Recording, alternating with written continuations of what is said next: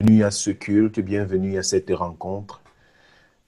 La quatrième de ce programme de 7 jours de jeûne et de prière autour de la délivrance. Nous avons commencé hier le 1er juin de cette année. Nous nous sommes dit ce 6e mois de cette année qui nous a réservé déjà jusqu'à présent beaucoup de surprises. Des surprises internationales, des surprises nationales et même également des surprises familiales.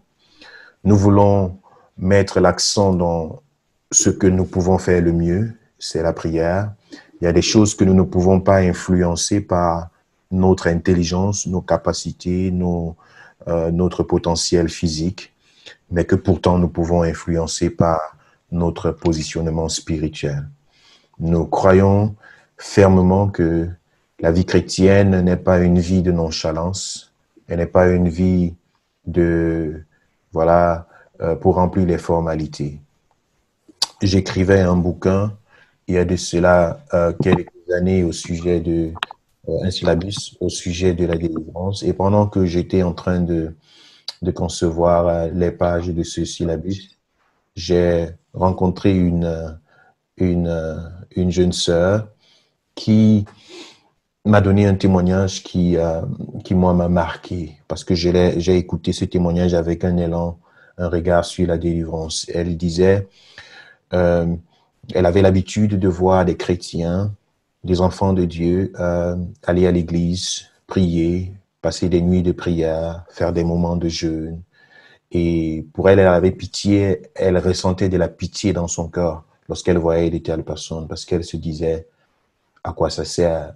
Pourquoi se battre de cette façon? Et elle disait, elle avait encore beaucoup plus pitié des enfants lorsqu'elle voyait les enfants être entraînés dans ce chemin de la prière ou encore être sévrés de temps à autre de la présence de leurs parents.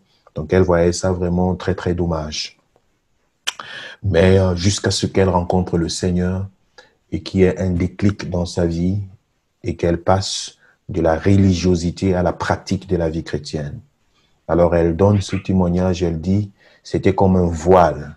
Donc c'était comme un voile qui s'était placé devant elle et qui l'amenait à voir la vie chrétienne comme étant quelque chose de formel, quelque chose de pieux, des formalités que l'on peut remplir.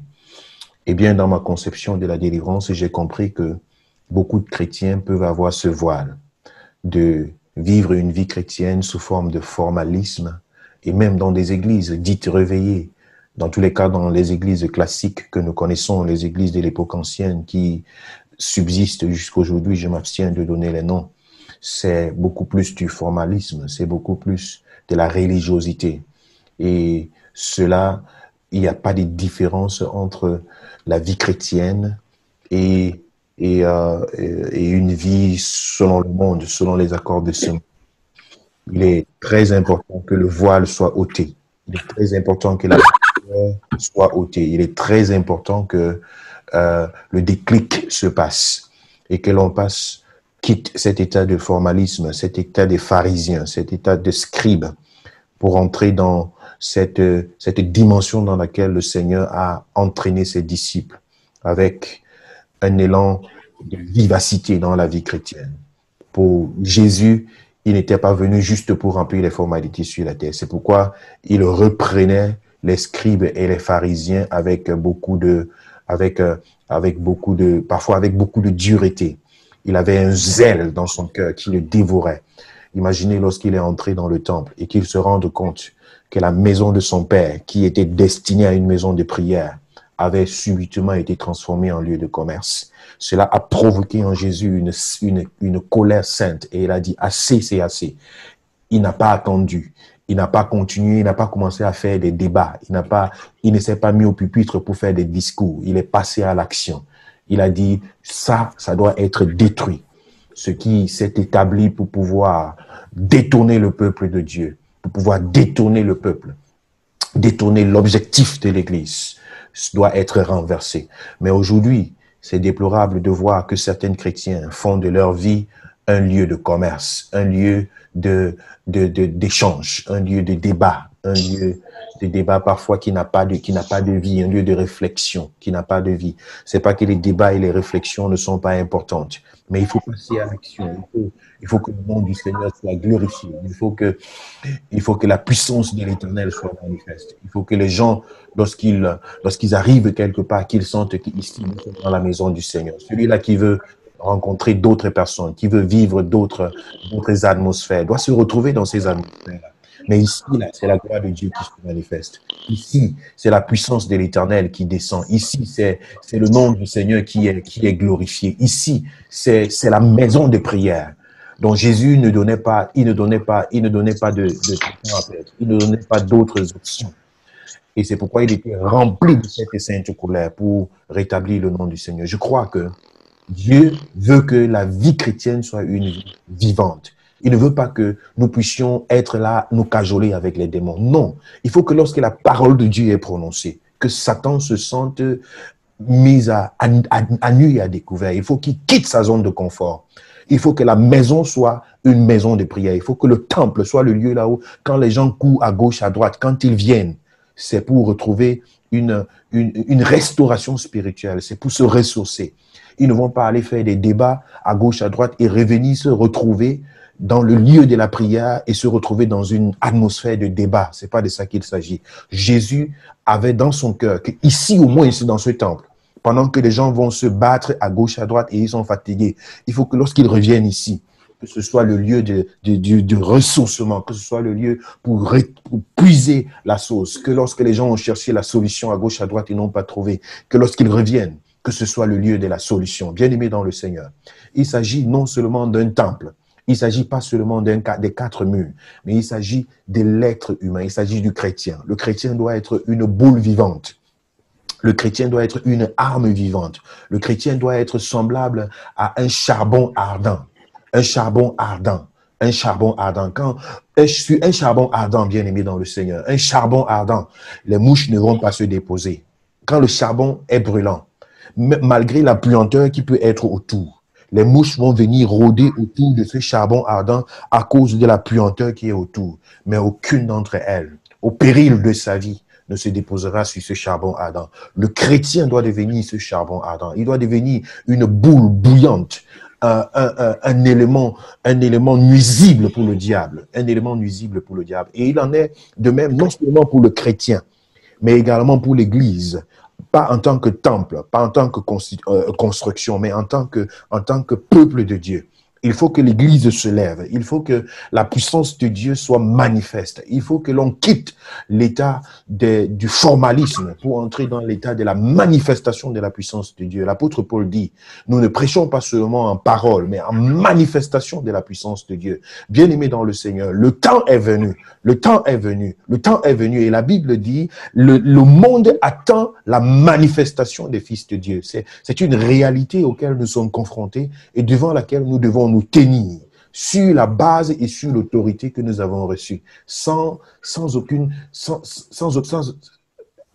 ce ne soit dilué, sans que ce ne soit dilué. Mais beaucoup ont cependant dilué l'évangile. Beaucoup ont dilué la manifestation de la puissance de Dieu. Beaucoup ont essayé d'imiter l'efficacité qui se cache dans le nom de Jésus. Par manque de compréhension de cette profondeur spirituelle. Beaucoup se sont mis à imiter des choses malsaines, à prescrire de l'eau aux gens, à prescrire du sel aux gens, à prescrire des choses qui sont prétendues être le transfert du pouvoir qui vient de Dieu. Mais que non. Le nom de Jésus est suffisant à lui et à lui seul. La puissance qui s'y cache, c'est une puissance qui doit être découverte. Et chaque chrétien devrait vraiment se mettre à l'œuvre pour découvrir ce qu'il a reçu comme héritage de la part de l'Éternel, ce qu'il a reçu comme héritage de la part du Seigneur. Je dis très souvent, il est inadmissible que le chrétien se rencontre avec les sorciers et que ce soit le chrétien qui soit en train de déménager, que ce soit le chrétien qui soit en train de partir. Non, trop d'oppression ici, là, je préfère sauver ma tête. Non, ça c'est l'expression d'un échec.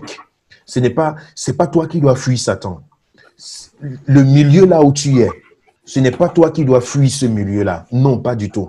Je me rappelle, il y a de cela quelques semaines, un jeune homme m'a contacté. Il avait des problèmes, il avait des difficultés dans sa maison. Une maison qu'il trouvait hantée, qu'il trouvait véritablement impossible de vivre. Et il était à bout de son effort. Il était à bout de sa patience. Et il était prêt à quitter ce lieu-là. Je lui ai dit, mon ami, c'est là où Dieu t'a mis. Et ce n'est pas toi qui dois quitter ce lieu. Ce sont les mauvais esprits qui sont dans ce lieu-là qui doivent quitter. Parce que tu peux quitter ce lieu, mais qui te garantit que ces esprits ne vont pas te suivre? Ils n'ont pas besoin d'efforts pour déménager. Ces démons-là, ces esprits-là, ils n'ont pas besoin d'efforts pour déménager. Toi, pour déménager, tu dois faire d'abord des pieds et des mains. Organiser tout ce que tu as organisé. En ce moment-là, tu mets ta confiance sur ta capacité de déménager. Tu mets ta confiance sur ton argent. Tu mets ta confiance sur le fait que tu as des relations pour trouver une nouvelle maison. Tu mets ta confiance sur tes avoirs. Ah, mais que non. Mets ta confiance sur le Seigneur. Mets ta confiance sur Jésus. Focalise-toi sur ce Dieu-là qui est en toi. Et nous avons prié, bien-aimé. La puissance de Dieu qui s'est manifestée dans sa vie, c'était une délivrance magnifique. Et aujourd'hui, il a la paix dans son cœur. Il peut rester dans sa maison. Il peut jouir de ce que Dieu a prévu pour lui. Ça, c'est une bénédiction qui ne dépend que du nom de Jésus. Beaucoup, comme je l'ai dit, ont essayé de tordre l'évangile, ont essayé de mélanger les choses et de pouvoir imiter l'occultisme, le fétichisme, le maraboutisme, en introduisant cela dans l'Église, faute de la découverte de la puissance de Dieu. On va te prescrire de l'encens, on va te prescrire du sel, on va te prescrire de l'eau bénie, on va te prescrire ici et ça, à cause d'un manque de puissance qui se cache de la compréhension de la puissance qui se cache dans le nom de Jésus. Bien-aimé dans le Seigneur. Je me souviens d'une sœur que j'ai encadrée dans la foi pendant un certain moment. Et après, à cause des choses de ce monde, elle s'est détournée. Elle s'est détournée, elle a fait des dégâts dans le monde et puis après, elle est revenue. Quand elle est revenue au Seigneur avec une détermination très grande, elle avait pourtant conçu un enfant dans le monde, elle est revenue avec cet enfant dans le Seigneur. Et elle s'est retrouvée dans une ville, là où nous n'étions pas en tant qu'Église et nous n'étions pas encore en ligne comme nous le sommes aujourd'hui. Elle s'est associée dans une église. Elle a ressenti dans son cœur qu'elle avait besoin de délivrance parce que elle était sous le couvert des cauchemars. Elle avait des cauchemars et sa fille, qui était âgée, je ne sais pas moi, de 5 à 6 ans, et avait également les mêmes cauchemars. Ils se réveillaient le matin, les deux, et elle n'avait que leurs yeux pour pleurer à cause de la dureté de tout ce qu'elles ont vécu dans la nuit. Et ça durait et ça durait. Alors elle est partie dans l'église dans laquelle elle fréquentait dans cette époque et dans cette ville-là. Elle est partie rencontrer ce soi-disant pasteur, permettez-moi l'expression. Et ce monsieur lui a dit, oh, je vais te donner quelque chose à faire. Je te donne une boîte de Coca-Cola et une boîte d'eau. Tu vas partir chez toi et tu vas te laver le visage avec cette boîte de Coca-Cola pendant 7 jours. Et le 7e jour, tu reviens avec 200 € que tu mettras à mes pieds et tu poseras ta tête sur mes orteils pendant que tu me donneras ces 200 € et ce sera ta délivrance. Elle est rentrée chez elle, c'était le dimanche. Et puis, elle s'est souvenue de moi. Elle m'a appelé, elle m'a dit, je n'ai pas la paix dans le cœur. J'ai dit, mais qu'est-ce qui t'arrive? Ça fait longtemps que tu ne m'as pas appelé, qu'est-ce qui t'arrive? Oh, mais tiens, j'ai pas la paix dans mon cœur. Pourquoi?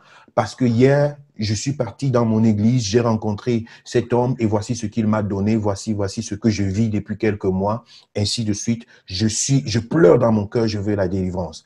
Pendant qu'elle était en train de soupirer comme ça, j'ai eu de la compassion dans mon cœur, la compassion dans mon âme. J'ai oublié tout ce qui avait été dit, tout ce qui avait été raconté. Parce que vous savez, quand quelqu'un quitte l'église, il va raconter des choses bizarres dehors. Donc, j'aurais pu mettre peut-être mon cœur sur tout ce qui a été dit de mauvais dehors même, où j'ai été rempli d'une compassion et je me suis dit, Seigneur, jusqu'à quand est-ce que ton peuple va souffrir de cette façon? Jusqu'à quand est-ce que des marabouts vont s'infiltrer dans l'œuvre de Dieu pour maltraiter ton peuple, pour les confondre, n'est-ce pas, à ceux-là qui fréquentent des féticheurs? Et j'étais rempli d'une compassion dans mon cœur. Je lui ai dit, pendant que je suis au téléphone, prends cette bouteille de Coca-Cola, ouvre cette bouteille, va aux toilettes, verse cela dans les toilettes, ouvre cette bouteille d'eau, verse cela dans les toilettes. Elle a fait à la lettre sans poser aucune question. Et je lui ai dit, mets-toi à genoux, je veux prier pour toi. Nous avons passé 15 minutes dans la prière et je lui ai dit, tu es délivré. Elle est rentrée chez elle. Elle a dormi comme un bébé. C'était la première fois depuis plusieurs mois qu'elle retrouvait son sommeil. Le lendemain, elle a appelé avec tellement de joie dans son cœur. Et je lui ai posé la question, qu'est-ce qui t'a délivré? Elle n'a pas su répondre. Je lui ai demandé, qu'est-ce qui t'a délivré? Elle a réfléchi pas deux fois et elle a dit, c'est le nom de Jésus. J'ai dit, accroche-toi à ce nom, c'est l'unique, avance avec ce nom et c'est la source de ta délivrance. Elle est pleinement reconnaissante. Ce que je viens de vous raconter, c'est un témoignage qu'elle a donné par écrit et qui se trouve sur l'une de nos pages sur Facebook. Elle a écrit ce témoignage, lettre sur lettre, pour donner vraiment la gloire au Seigneur pour ce qui s'est passé dans sa vie. Je voudrais vous dire, bien-aimés dans le Seigneur, la puissance de Dieu n'a pas besoin d'être imitée. La puissance de Dieu n'a pas besoin d'être fabriquée. La puissance de Dieu n'a pas besoin d'être simulée. La puissance de Dieu se cache dans le nom de Jésus, tel que nous en avons parlé ce matin. C'est dans le nom de Jésus. Et il voudrait que chaque chrétien entre dans cette dimension, que la vie chrétienne ne soit pas une vie nonchalante. Il ne faut pas avoir peur des démons. Il ne faut pas avoir peur des sorciers. Il ne faut pas avoir peur de Satan lui-même. La Bible dit, Dieu, Jésus-Christ l'a vaincu. Il est vaincu. Il est vaincu. Il ne peut que s'agiter, mais il ne peut jamais avoir la victoire. Je crois un soldat français disait, nous avons perdu la bataille, mais nous n'avons pas perdu la guerre. Il peut arriver que tu sois dans des situations où tu dis, je dois combattre. Mais le fait que tu dois combattre ne veut pas dire que tu es dans la défaite. L'un des premiers obstacles que l'ennemi apporte, c'est, n'oubliez pas, l'esprit du découragement. Viens jeter sur toi la pensée que tu ne peux rien, que tu ne peux pas avancer. Mais ce soir, par la puissance du nom de Jésus, je veux t'entraîner dans l'autorité qui t'est confiée. Au nom de Jésus-Christ de Nazareth, tu n'es pas un chrétien dormeur, tu n'es pas un chrétien nonchalant, tu n'es pas une boule humide et exposée à l'ennemi, mais tu es rempli de la puissance de Dieu, de l'autorité qui vient de l'Éternel. Tu n'es pas n'importe qui. Là où tu entres, les sorciers doivent partir.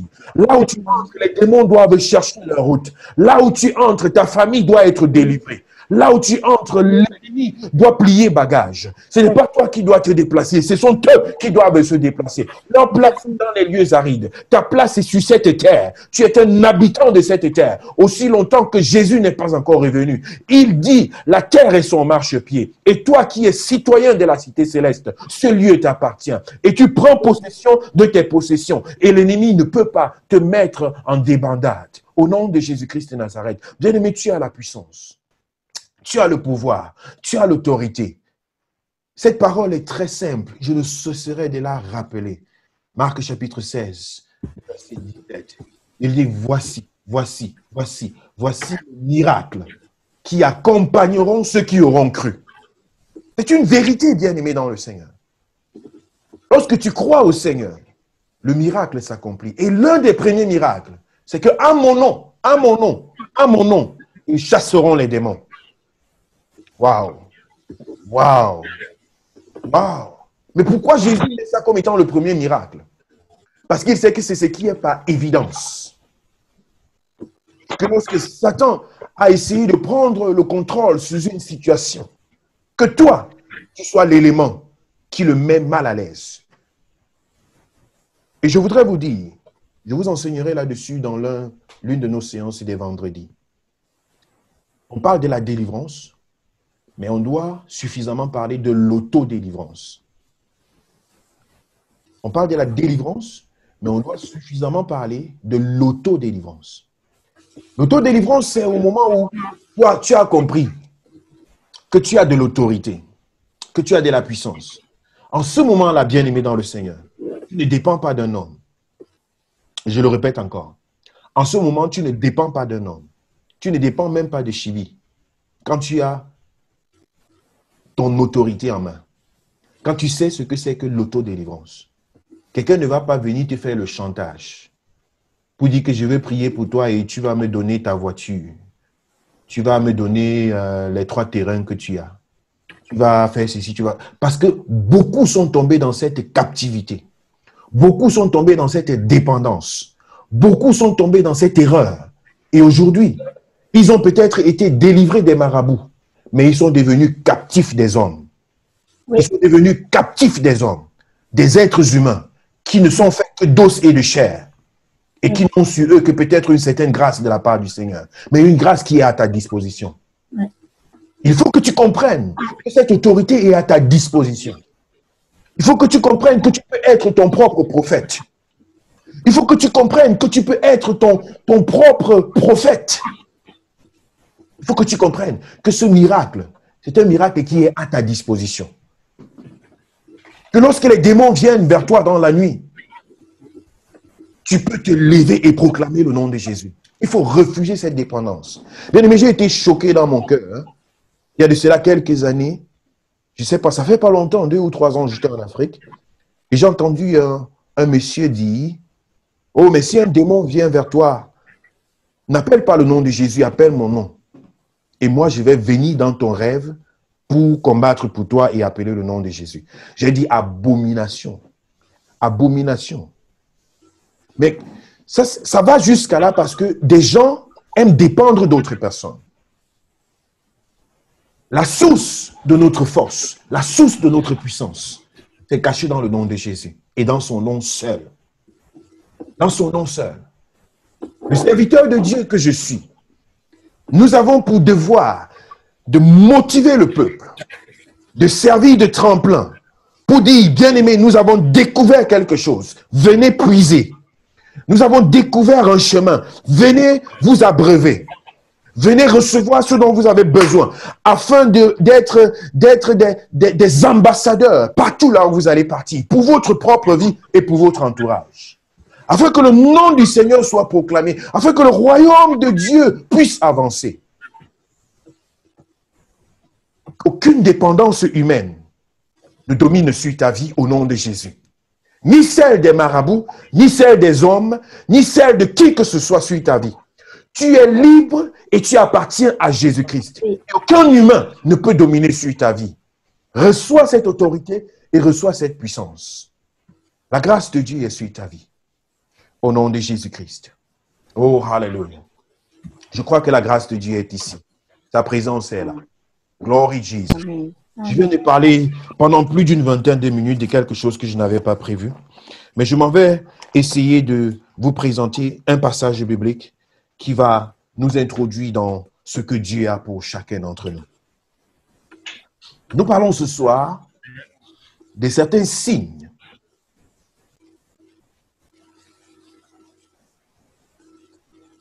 Merci Seigneur. Nous parlons ce soir des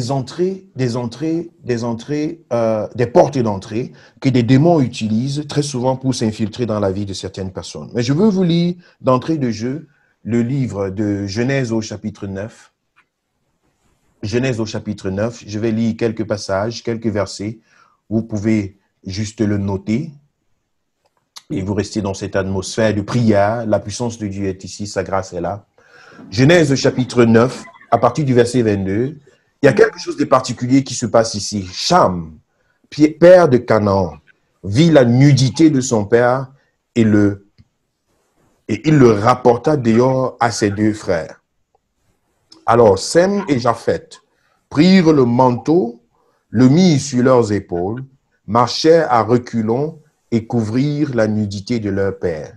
Comme leur visage était détourné, ils ne virent point la nudité de leur père. Lorsque Noé se réveilla de son vin, il apprit ce que lui avait fait son fils cadet. Et il dit, « Maudit soit Canaan, qu'il soit esclave des esclaves de ses frères. » Il dit encore, « Béni soit l'Éternel, Dieu de Sem, de Canaan, que Canaan soit leur esclave. » Que Dieu étende les possessions de Japheth et qu'il habite dans les tentes de Sem et que Canaan soit leur esclave. Il y a quelque chose de curieux qui se passe dans ce passage. C'est Noé qui cultive du vin ou bien des raisins et qui en fabrique du vin et qui en boit au-delà du nécessaire et qui se saoule la gueule. dans sa perdition, dans son égarement, dans sa bêtise, il est nu. Et Cham, qui est son fils, et Canaan, qui est le fils de Cham, les deux se retrouvent à découvrir la nudité de leur père. Que ce soit par imprudence ou par coïncidence, la Bible ne le précise pas. Mais ce que la Bible précise, c'est qu'ils vont annoncer cela aux frères de Cham, à Sem et à Japheth. Et Sem et Japheth, ils viennent, connaissant déjà ce qui les attend, ils décident délibérément de ne pas découvrir la nudité de leur père et se revêtent d'un manteau et vont à reculons jusqu'à couvrir la nudité de leur père. Et lorsque ce dernier se réveille de son égarement, le rapport lui est donné de ce qui s'est passé pendant qu'il était dans cet état. Et directement, qu'est-ce qu'il fait? Il prononce une malédiction sur Canaan. Regardez bien cette image. Noé, c'est le père. Cham, c'est le fils de Noé. Et Canaan, c'est le fils de Cham. Cham et Canaan vont découvrir la nudité de Noé. Ils vont le rapporter à Sem et Japheth. Sem et Japheth sont avisés et vont couvrir la nudité. Quand Noé se réveille, il maudit Canaan. Cham est exclu de cette malédiction, mais Canaan devient celui-là qui est condamné à être l'esclave des esclaves de ses frères.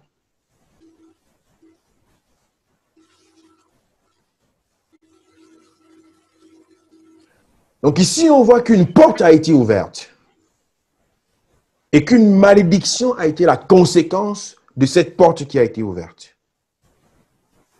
On peut se dire, est-ce la faute de Cham, est-ce la faute de Canaan, de Sem ou de Japheth, que Noé se soit enivré d'alcool et se soit retrouvé dans cette position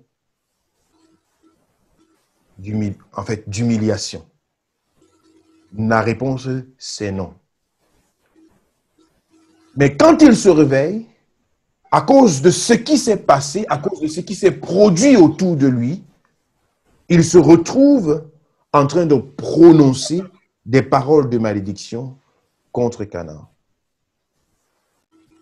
Nous parlons ici des portes d'entrée. Et je voudrais vous présenter sur la base de ce texte des choses qui sont générationnelles et héréditaires et qui prennent très souvent des origines sur des choses qui parfois ne sont pas expliquées et ne sont ni explicables.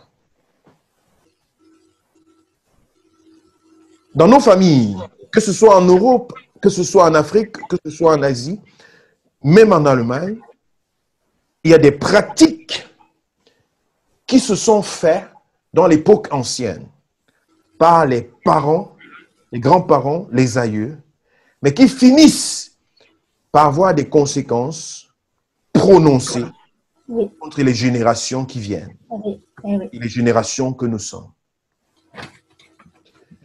Et on va parfois se poser la question, ont-ils eu raison de proclamer une telle malédiction? La réponse, tu ne l'auras jamais. Noé a-t-il eu raison de proclamer une malédiction sur Canaan?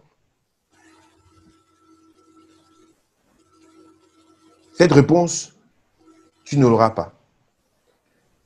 Mais ce qui se passe, c'est que beaucoup de familles sont sous ce genre de malédiction qui est venue de génération vers une autre. Cela peut se focaliser sur une famille, cela peut se focaliser sur même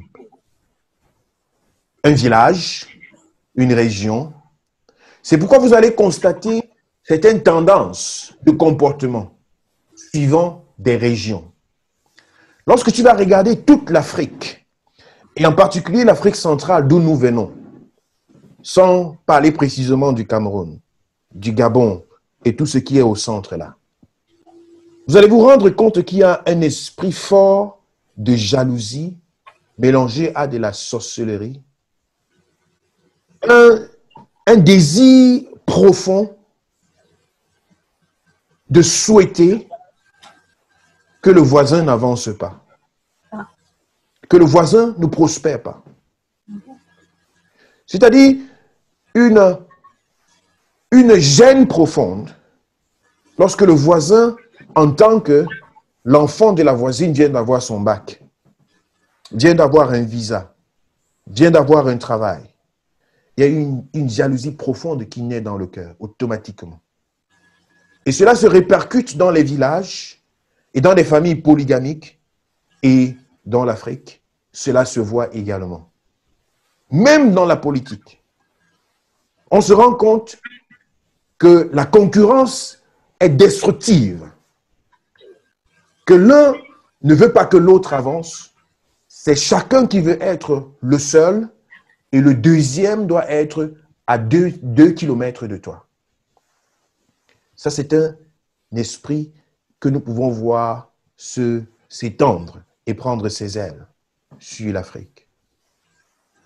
En Europe, on va beaucoup plus voir une tendance d'individualisme très, très marquée, où chacun veut être dans son couloir.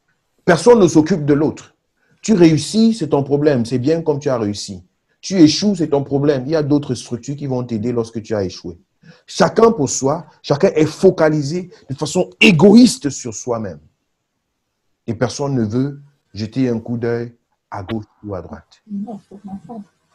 Donc, il y a des choses, je reviens au niveau des familles, qui se produisent et se reproduisent dans des familles qui ont des origines antérieures. J'ai souvent donné ce témoignage. Nous prions pour une jeune femme, il y a de cela plusieurs années. Je n'étais pas directement impliqué dans cette scène de prière, mais mes leaders spirituels étaient engagés. Et il s'agissait d'une femme âgée de 32 ans qui était subitement dans un état de maladie où le développement était certainement, l'issue du développement était certainement la mort. Et des prières ont été faites, des prières ont été proclamées, mais la solution ne se laissait pas voir. Alors la révélation a été donnée qu'il fallait rentrer dans le village de cette femme et recevoir des informations particulières. Ce qui a été fait. Et les informations qui ont été recueillies, c'est que dans ce village, on s'est rendu compte qu'aucune jeune femme ne dépassait l'âge de 32 ans dans ce village depuis une dizaine d'années. Et la question était de savoir pourquoi. Il a été révélé que c'était un village dont le chef était réputé être méchant et pratiquait encore de la punition mortelle. Lorsqu'il entendait que quelqu'un a fait quelque chose qui est déloyal, il allait faire tuer cette personne et jeter cette personne dans la rive. Et un jour, il a fait sur une jeune fille de 32 ans qui pourtant était innocente. Et pendant qu'elle était sur le point d'être jetée dans la rivière, elle a jeté une malédiction sur le village. Et elle a dit à ce chef, « Aucune fille de ce village n'atteindra mon âge. » Et elle s'en est allée dans la rivière. Et c'est lorsque ces révélations ont été données qu'un processus de repentance, de confession a été enclenché. Cette jeune fille qui était au bout de la mort a été sauvée et elle a vécu beaucoup d'années encore. Nous donnons gloire à Dieu. Donc il y a des signes qu'il faut voir, mais d'où viennent ce genre de répercussions? D'où viennent ce genre de répercussions? Nous parlons des portes d'entrée. Et je voudrais exhorter chacun d'entre vous à garder les yeux ouverts. C'est pourquoi pendant ce jour, cette semaine de jeûne et de prière, j'ai dit, gardez les yeux ouverts, gardez une sensibilité avec le Seigneur. Depuis hier, je reçois beaucoup de témoignages dans mon téléphone, de révélations que les uns et les autres sont en train de recevoir, des voies et moyens que dont l'ennemi s'est servi pour emprisonner des vies, emprisonner des familles, et parfois même de façon bénigne. De façon bénigne. Tu peux être là 10 ans dans l'église, 15 ans dans l'église, mais tu ne sais pas qu'il y a quelque chose quelque part qui te retient. Jusqu'à ce que le feu soit allumé et que ce quelque chose-là soit mis mal à l'aise. Que tu sois monté dans d'autres dimensions avec Dieu. Et que dans cette dimension-là, celui-là qui se sentait jusqu'à là confortable, qu'il comprenne que non, ici, il y a un autre feu qui s'est allumé dans cet endroit. Je n'ai plus de place ici. C'est de ça qu'il s'agit, bien-aimé. Que la puissance de Dieu soit déclenchée dans ta vie, soit déclenchée dans ta maison, soit déclenchée dans ta famille. Que le diable arrête d'être confortable dans ta maison, dans la vie de tes enfants, dans la vie de tes parents, dans la vie de tes frères et de tes petites sœurs. Mais est-il normal que dans une famille, ce soit avortement sur avortement, involontaire, qu'aucune femme n'arrive à accoucher normalement, mais qu'il faille d'abord avoir 2, 3, 4 avortements, des sacrifices, avant que tu ne puisses porter un bébé entre tes mains et que tu n'en puisses se réjouir? Est-il normal que dans une famille où il y a des jeunes filles, des belles filles intellectuelles, propres, dignes de se marier, mais qu'aucune d'elles n'arrive à entrer dans un foyer et être heureuse? Est-il normal? Est-ce la volonté de Dieu? Je crois que non. Est-il normal que dans une famille, à une période bien donnée, comme si c'était programmé, une maladie vient au rendez-vous comme si on avait sifflé, c'est l'heure que tu dois venir. Et puis, ça touche les finances de la maison. Ça détruit tous les projets qui ont été faits. Et à un certain moment, les parents n'arrivent plus à planifier. Bien-aimés dans le Seigneur. Quand tu vois ces choses répétitives se manifester, que personne ne peut traverser le niveau du bac dans une famille, mais ça, c'est pas normal. Que personne ne peut arriver à la licence, que personne ne peut obtenir une voiture, que personne ne peut se déplacer, ne peut déborder un certain statut, un certain standard. Mais non, ceci n'est pas de Dieu.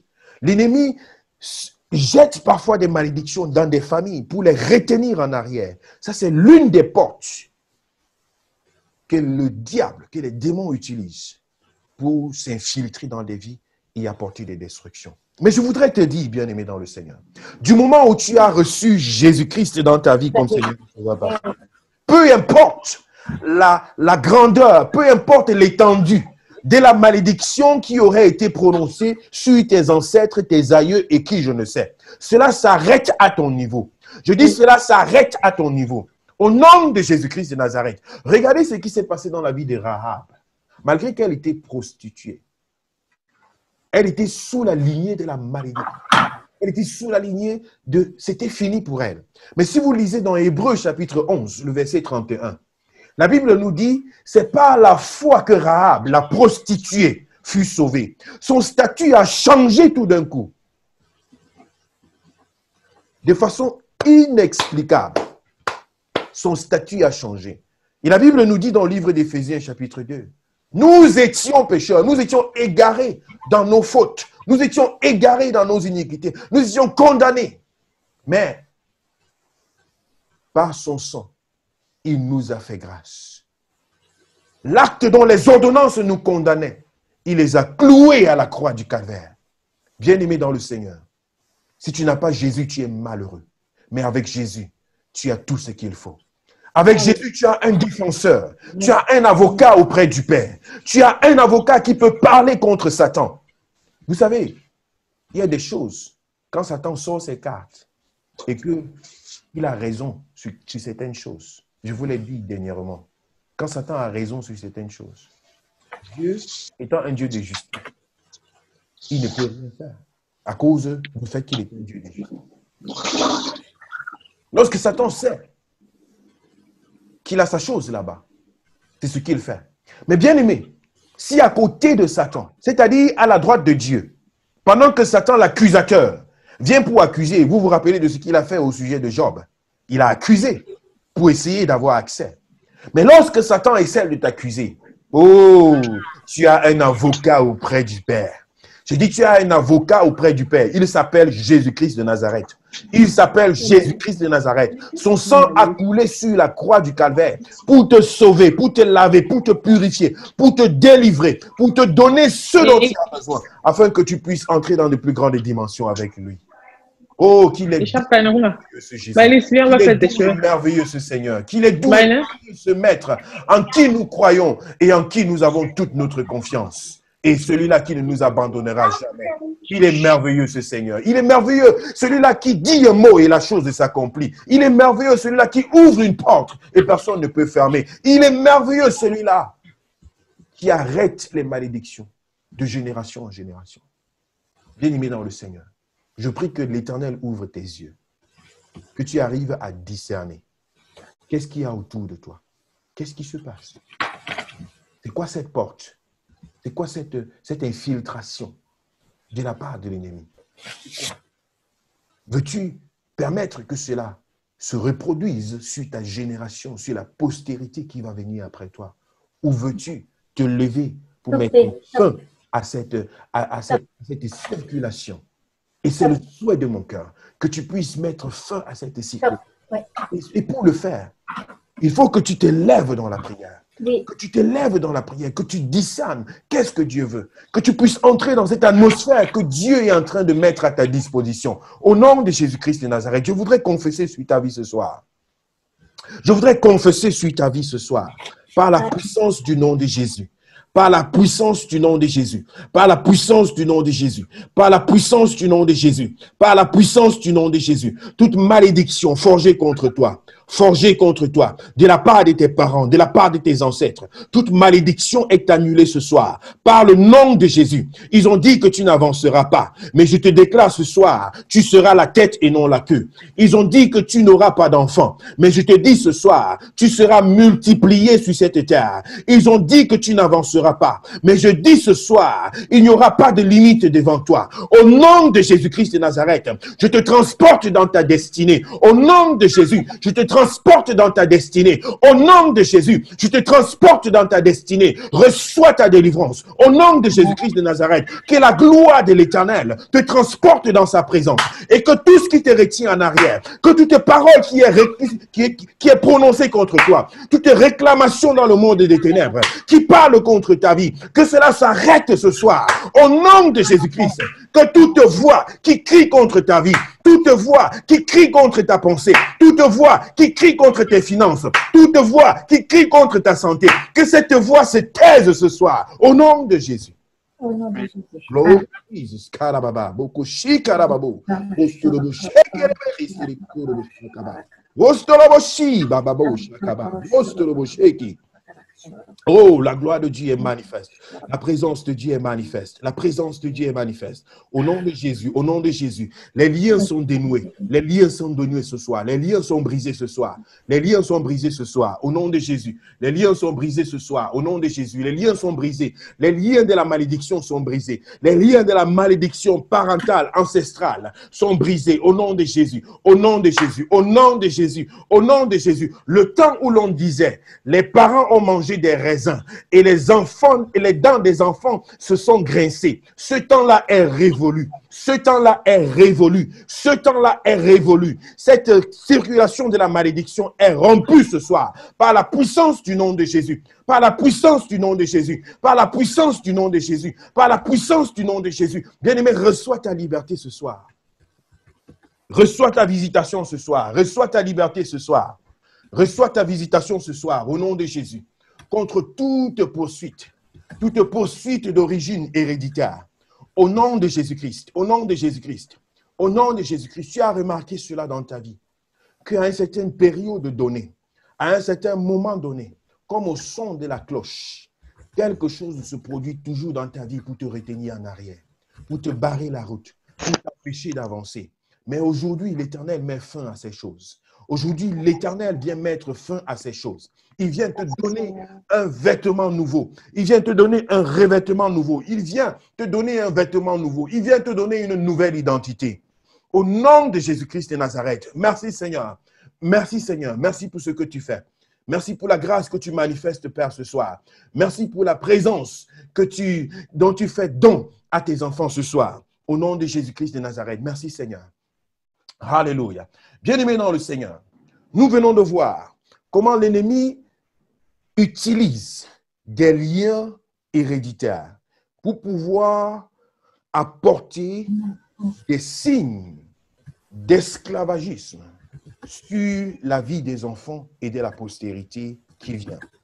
Mais nous avons également vu que lorsque on fait recours au nom de Jésus et à l'œuvre sacrificielle que Jésus a posée sur la croix, alors la délivrance est possible.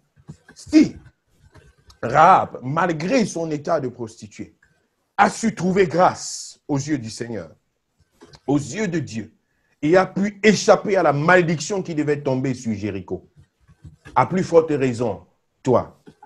En ce moment, il n'est plus question de s'interroger sur qui avait raison.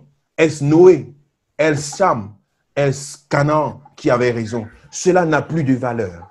Ce qui a de valeur pour toi maintenant, c'est que tu es vivant. Et très souvent, ce sont des gens qui sont déjà partis, qui ne sont plus de cette terre, qui ont été l'élément provocateur de cette série de manipulations et de malédictions.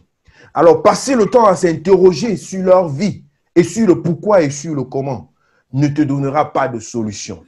Parce qu'il ne s'agit pas d'aller communiquer avec les morts. Cela n'est pas, n'est-ce pas, de notre devoir. Et le Seigneur nous en empêche et nous en interdit. La communication avec les morts, ce sont des choses que nous appelons la nécromancie, la divination. Et Dieu a formellement interdit ces choses. Parce que c'est une communication, non pas avec ces personnes-là qui sont décédées, mais avec des démons et des mauvais esprits qui prennent pourtant l'image de ces personnes-là qui ont été chères pour nous. Et maintenant, leur intrusion dans nos vies deviennent destructeurs et pour ta propre vie et pour ceux-là qui sont passés avant toi. Donc, il n'y a pas de communication avec les morts. La Bible dit, leur mémoire est effacée, oubliée. Il est réservé aux hommes de mourir une seule fois, après quoi vient le jugement. Chacun quitte cette terre une fois et se retrouve devant le jugement, celui de Dieu. Alors, il est important que tu puisses avoir cette information, cette clarté, cette révélation, et que dans un deuxième sens, dans un deuxième pas, tu puisses te concentrer sur toi-même. Tu puisses être conscient de l'autorité que Jésus-Christ t'a donnée. L'autorité qu'il a acquise sur la croix du Calvaire et qu'il a mis à ta disposition, pour laquelle tu n'as pas besoin d'avoir forcément des années dans la foi, d'avoir forcément des connaissances profondes dans la parole de Dieu pour pouvoir manifester le nom de Jésus. Marc 16, verset 17 te suffit, je te le rassure, pour manifester la puissance du nom de Jésus. Il suffit que tu aies cru en Jésus et que tu essayes un peu ce nom. Essaye ce nom. Il y a peut-être certaines personnes qui n'ont pas encore expérimenté cela. Expérimente un peu le nom de Jésus. Expérimente ce nom. Retrouve-toi dans les endroits là où tu as souvent peur, là. Les endroits là où tu n'arrives pas à faire confiance aux gens, là. Retrouve-toi dans ces endroits là où tu sais que ils sont tous des sorciers, des réseaux-chrétiens et des francs-maçons. Ils sont des marabouts, des notables et tout. Retrouve-toi un peu dans cet endroit-là. Et prononce le nom de Jésus. Mets-toi sur ton autorité de chrétien. Et reste ferme sur ton autorité de chrétien. Tu verras que ce sera plus toi qui vas te soumettre. Mais ce sont les autorités, les dominations, les principautés, les esprits méchants dans le monde, dans ce monde, qui vont se soumettre. Parce que l'autorité que Dieu t'a donnée et qui se cache dans le nom de Jésus est au-dessus de toute autorité. Et cette autorité est au-dessus de toute malédiction ancestrale, de tout ce qui s'est levé dans la vie des uns et des autres. Bien-aimés dans le Seigneur, je voudrais m'adresser également aux parents. Je voudrais m'adresser aux parents. Il est merveilleux d'avoir des parents qui ont donné leur vie au Seigneur. Il est merveilleux d'avoir des parents qui sont en Jésus. C'est une bénédiction extraordinaire. Et ça, je voudrais vous encourager. Et si vous avez encore des parents qui ne sont pas encore en Christ, priez pour eux. c'est une grande joie, c'est une bénédiction extraordinaire. Moi, je suis le fruit de cette bénédiction. Je suis le fruit de cette bénédiction parce que ce sont mes parents qui m'ont tenu la main comme ça pour m'amener à l'église. Et je suis devenu ce que je suis aujourd'hui à cause de la foi et en particulier de celle de ma maman. Même si aujourd'hui, je suis l'une des personnes qui l'aide dans la foi et dans son élan spirituel à cause, n'est-ce pas, de l'enthousiasme et de la motivation. Mais sa foi est ferme, charismatique, déterminé. C'est devenu un élément de complémentarité pour pouvoir avancer avec le Seigneur. Bien aimé dans le Seigneur. Dans cette onction et dans cette bénédiction, c'est un avantage pour la postérité. Donc, lorsque tu as des parents qui sont en Christ, qui te parlent de Jésus, qui te parlent de la Bible, bien aimé dans le Seigneur, toutes les malédictions dont ces parents-là ont été victimes, ça s'est arrêté à leur niveau. Ce n'est même pas arrivé à toi. Ce contre quoi ils ont eu à combattre, ce n'est pas arrivé à toi. Parce qu'ils ont été soumis, ces parents-là, à certaines choses que toi, tu ne peux pas décrire. Même si parfois, certains d'entre eux se sont retrouvés dans des choses que nous jugeons aujourd'hui pas être bonnes. La plupart d'entre eux se sont retrouvés dans ces choses par amour pour leur enfant, par la recherche de la solution. J'ai rencontré une jeune dame au Cameroun qui saignait dans son cœur. Et elle me disait, tu sais quoi? Je voulais protéger mes enfants. J'avais peur des marabouts, j'avais peur des sorciers, j'avais peur que les vampires vont manger mes enfants. Alors j'étais obligé d'aller consulter les devins pour avoir la protection pour mes enfants. Et aujourd'hui, je me rends compte cependant que c'est dans la consultation de ces devins que j'ai tissé d'autres liens qui sont devenus négatifs pour mes enfants. Mais ce que je voulais, c'était de trouver la paix pour mes enfants. C'était de trouver quelque chose de sécure. J'ai dit, le Seigneur voit ton cœur. Et cet amour qui était en toi dans la recherche de la solution pour tes enfants, cet amour est resté. Et c'est avec cet amour maintenant que tu te tournes vers le Dieu vivant. Et que tout ce que tu as entraîné avec toi, comme étant des malédictions, qui sont devenues finalement des malédictions pour tes enfants, c'est toi également qui vas crier devant Dieu pour dire, Seigneur, maintenant je suis le canal de la bénédiction et je voudrais communiquer cette bénédiction à ceux-là qui sont sortis de mon sein. Je voudrais prophétiser sur leur vie. Je voudrais déclarer la bénédiction sur leur vie. Bien aimé, c'est une bénédiction extraordinaire. Une bénédiction extraordinaire contre cette porte qui a été ouverte depuis l'époque ancienne. Je voudrais prier pour toi, bien-aimé dans le Seigneur, et déclarer que toi non plus, tu n'ouvriras pas des portes. Tes enfants seront obligés de porter les conséquences. Au nom de Jésus-Christ de Nazareth, l'Éternel te donne l'occasion de mouvoir dans sa présence, d'entrer dans sa présence et de grandir dans cette présence. Et à travers ta vie, à travers ta consécration, à travers ton attachement au Seigneur, l'ennemi n'aura pas de pouvoir, il n'aura pas de domination sur ta maison, sur ta famille, sur ce que tu es en train de vouloir bâtir, sur les relations que tu veux bâtir. Et la grâce de Dieu se manifeste sur ta vie. Je voudrais clôturer en vous disant encore un secret bien-aimé dans le Seigneur.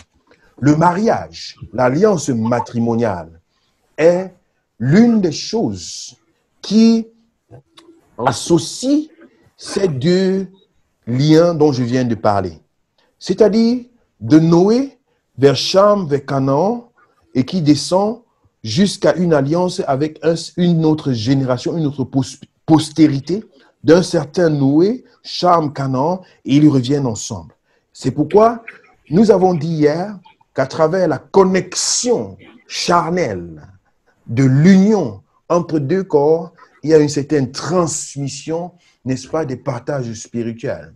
Ça, c'est quelque chose qui est démontré. Même ceux-là qui sont dans les dimensions exotériques et tout le reste, qui ne nous concernent pas, ils savent que par des pratiques de ce genre, il y a une transmission, n'est-ce pas, des...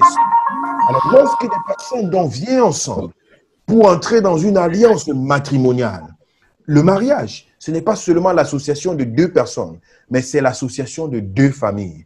En ce moment-là, il y a des rencontres, des forces surnaturelles qui s'opposent. Et à partir de ce moment-là, il faut que la délivrance se produise pour que le couple qui s'est formé soit préservée de ce qui est venu d'un côté comme de ce qui est venu de l'autre côté.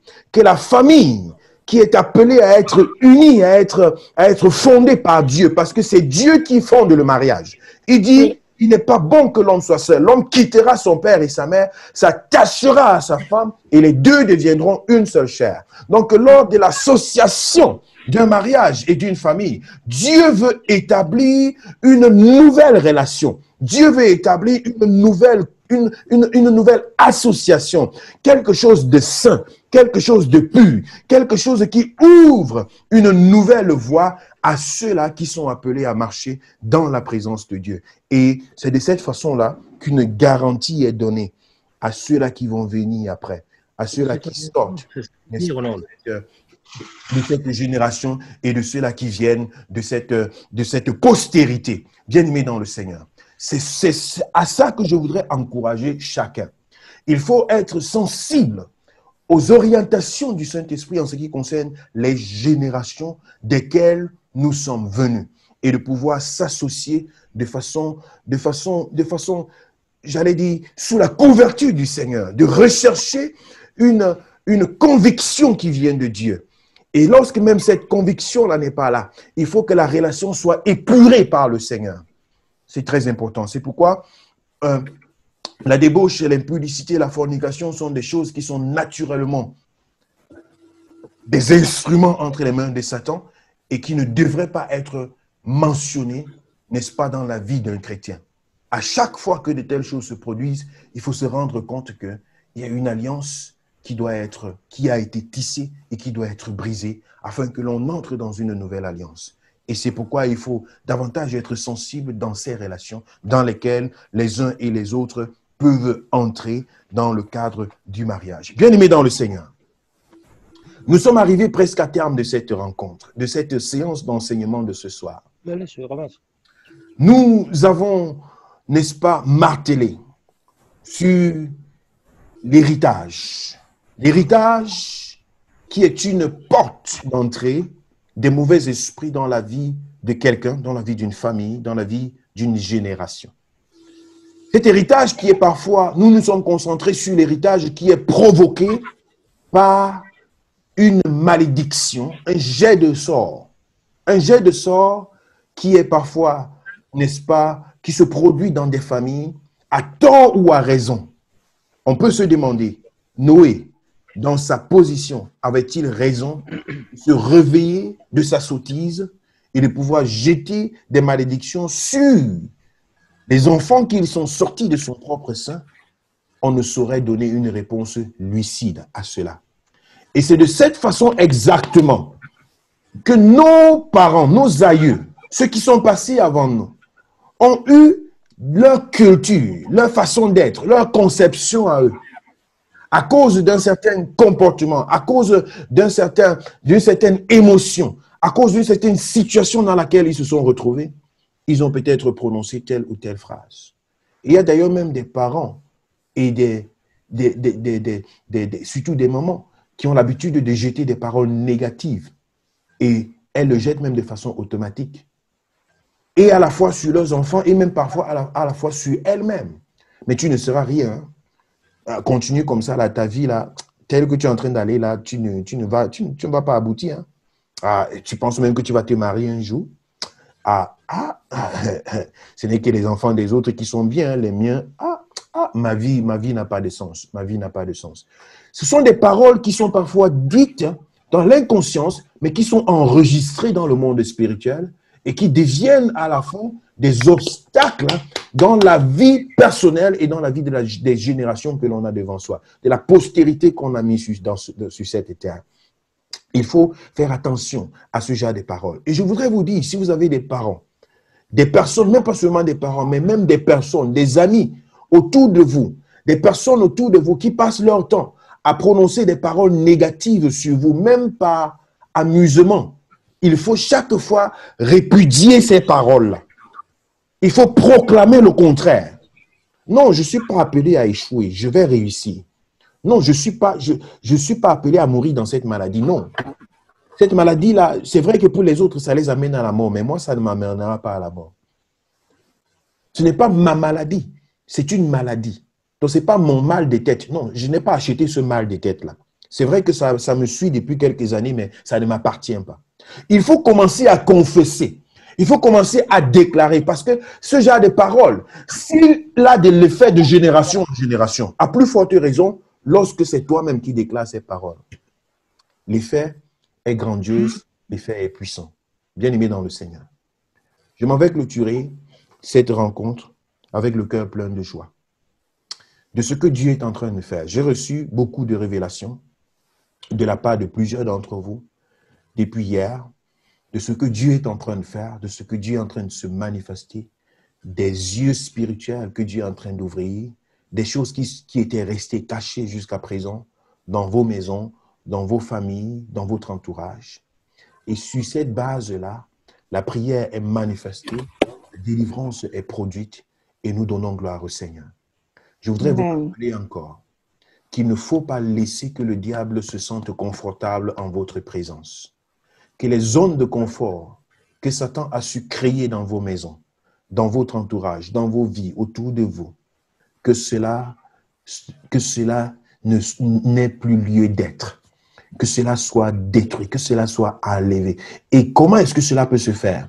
Juste en faisant monter la présence de Dieu dans vos maisons, en faisant monter la présence de Dieu dans vos vies, en demeurant connectés aux réalités de la puissance qui se cache dans le nom de Jésus, en faisant chaque fois référence à ce nom, le nom qui est au-dessus de tous les noms. Nous n'avons rien à vous donner en dehors de ce nom, rien d'autre. C'est le nom qui est au-dessus de tout autre nom. Et Jésus nous a donné cette garantie. Il a dit, tout est accompli. Tout est accompli. Quand il dit tout est accompli, c'est tout est accompli. Il dit, il m'a donné tout pouvoir. Voici tout pouvoir m'a été donné dans les cieux, sur la terre et sous la terre. Afin qu'au nom de Jésus, tout genou fléchisse et toute langue confesse. C'est une richesse incroyable et magnifique. Que la main de l'Éternel repose sur la vie de chacun d'entre vous. Que vous puissiez nager dans les réalités de la présence de Dieu. Que votre vie devienne davantage semblable à cette braise ardente sur laquelle aucune mouche ne peut se poser. Parce que Satan, c'est Belzébul, le prince des mouches. Il est attiré par tout ce qui a de la puanteur et tout ce qui est froid. Mais aussi longtemps que tu dégages plutôt de l'odeur et de la chaleur, une mouche ne va pas se déposer sur toi. Sur ce, je vous transmets toutes mes bénédictions et nous nous retrouvons demain matin à 5 heures, pour ceux qui le peuvent, pour des moments de prière, de proclamation. Ce sera des moments de délivrance. Et la ligne sur laquelle nous allons partir, ce sera des signes qui prouvent la présence des démons dans la vie de quelqu'un. Nous allons travailler là-dessus. Et le chantier de la bâtisse de la muraille, c'est ce chantier, nous le réservons pour vendredi à 20h, où nous voulons continuer dans notre texte de Néhémie chapitre 8.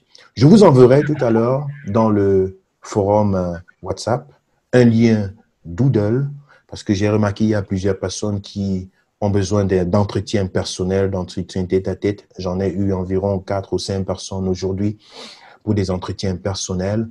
Je vous enverrai un lien Doodle où il y aura des tranches d'horaire dans la journée de demain, la journée de jeudi et la journée de vendredi, où certains d'entre vous qui ont besoin d'entretien en direct, tête-à-tête, pourraient s'enregistrer et je confirmerai ces rendez-vous-là pour qu'il y ait des entretiens personnels, du moins pour cette semaine.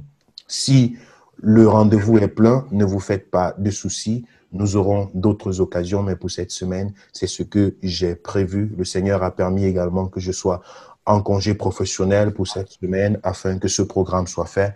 Ne manque pas de saisir ta bénédiction.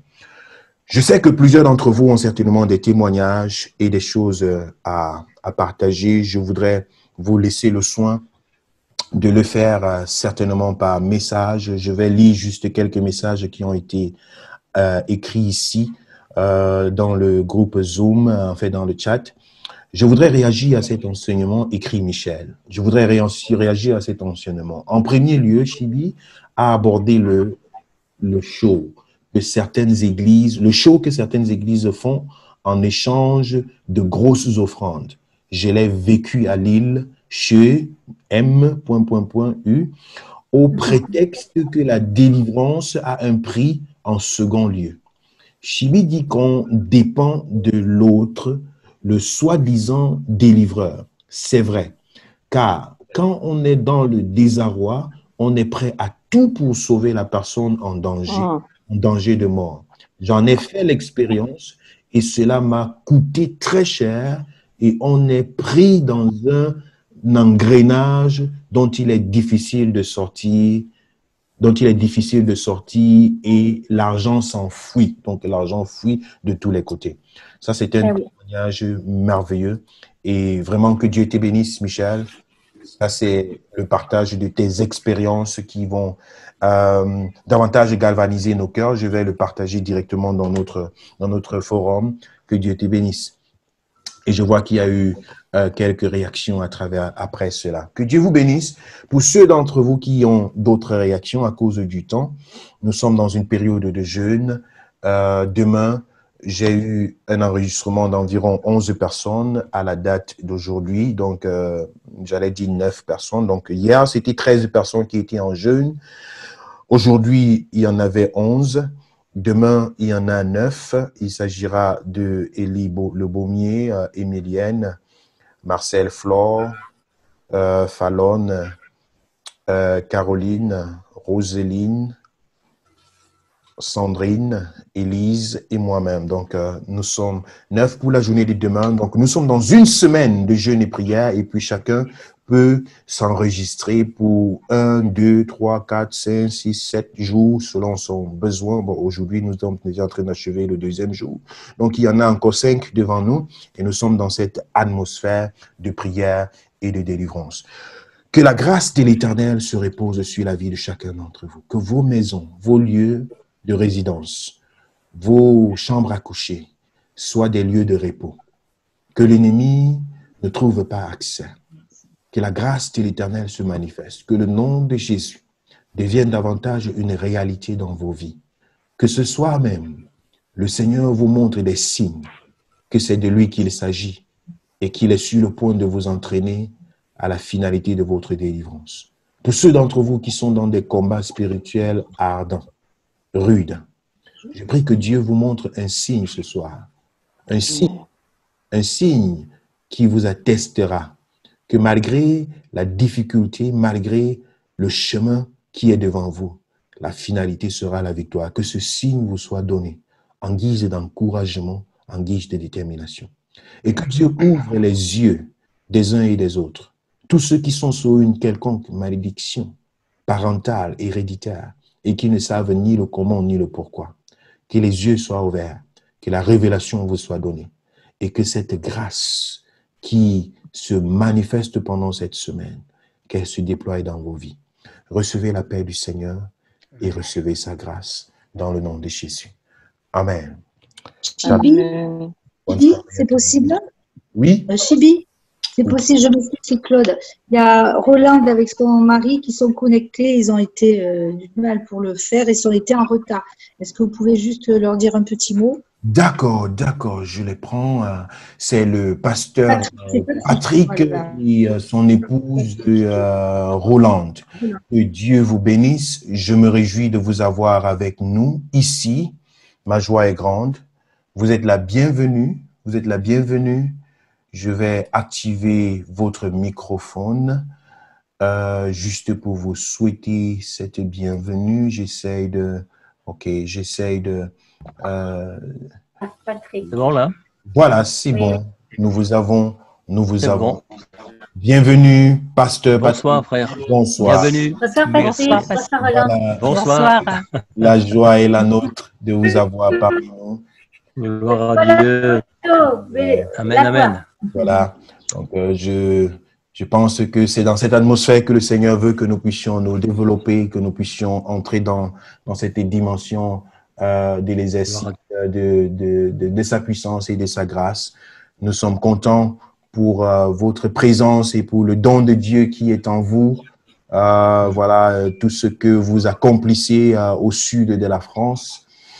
Claude n'a pas cessé de me parler de vous également en faisant mention de Moïse, parfait. Donc, je pense que nous sommes en train de devenir une famille, nous sommes en train de devenir une équipe pour l'accomplissement de la grande commission, chacun se plaçant sur les dons et les capacités que nous avons reçus pour apporter une complémentarité à l'avancement de l'œuvre du Seigneur. Donc, ma joie est grande et je sais que Dieu va certainement se glorifier dans votre vie, dans votre ministère. Vous serez bénis par votre séjour dans ce ministère que nous avons en ligne et nous également nous serons bénis par ce que Dieu a déposé dans vos vies, dans cet élan de complémentarité. Mon cœur est dans la joie. Amen. Amen. Gloire à Dieu. Sentez-vous embrassés. Soyez bénis aussi. Amen. Merci. Amen, amen. Gloire à Dieu. Gloire à Dieu. Donc, écoute, Roland, Claude m'a présenté un peu quelques élans des besoins de combat spirituel auxquels ton mari et toi vous faites face. Donc, j'ai mis ça dans un canevas de prière et nous prendrons le temps en tête à tête, n'est-ce pas, de travailler là-dessus, de prier, de réclamer la grâce de Dieu et certainement le Seigneur ne manquera pas de se glorifier. Amen. Merci. Gloire à Dieu. Merci de tout cœur. Gloire à Dieu. Amen. Amen. Soyez bénis, mon frère. Amen. Je reçois. Amen. Merci. Alléluia. Que la paix du Seigneur vous accompagne. Merci beaucoup. Merci beaucoup. Voilà. Merci. Donc, Merci à vous. On se reverra, Merci. on se reprendra. J'ai votre numéro à WhatsApp et puis on communiquera pour prendre Merci. des rendez-vous à huis clos. Que Dieu. Gloire à Dieu. Avec joie. plaisir. Amen. Plaisir. Merci. Bonne Plaisir. Bonne soirée à vous. Bonne soirée. Soyez bénis. Bonne soirée. Amen. Allez, bonne soirée à tout le monde. Bonne soirée à tout le monde. Bonne soirée. Tous ceux qui ont des témoignages, ne manquez pas d'envoyer par texte ou bien par audio des confessions, des déclarations, j'allais dire, et ce sera édifiant pour les uns et les autres. Beaucoup de personnes ont déjà été édifiées par les autres témoignages qui ont été annoncés. Ne manquez pas de le faire. Ils ont vaincu par leur témoignage. Donc, le témoignage, c'est l'un des éléments, l'une des armes que nous utilisons pour le combat spirituel. Que Dieu vous bénisse et bonne soirée. Shalom. Shalom.